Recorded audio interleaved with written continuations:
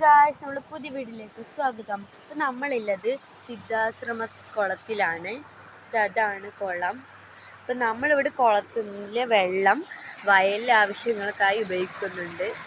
ഇത് കണ്ടോ, വെള്ളം ഇങ്ങനെ കുളത്തിൽ നിന്ന് അടിക്കുന്നതാണ്. ഇത് ഇതിൽ കൂടി പോകുന്നു ഗൈസ്. നല്ല വെള്ളമായിരിക്കും ഗൈസ്. നമുക്കൊന്ന് ഈ വെള്ളം ഈ ഹോളിൽ കൂടി പോയിട്ട് ഇതിൽ കൂടി പോകുന്നുണ്ട്. ഞാനിപ്പം കുളത്ത് നീന്തിയിട്ട് വരുന്നതേ ഉള്ളൂ. ഇവിടെ ഞാറ് നടൽ പണികളാണ്. നിങ്ങൾക്ക് കാണാൻ പറ്റും ഇവിടെ കുളം നിറയെ വെള്ളമാണ്. ഇത് കണ്ണൂരാണുള്ളത്. അപ്പം എല്ലാവരും വേണം സന്ദർശിക്കാം.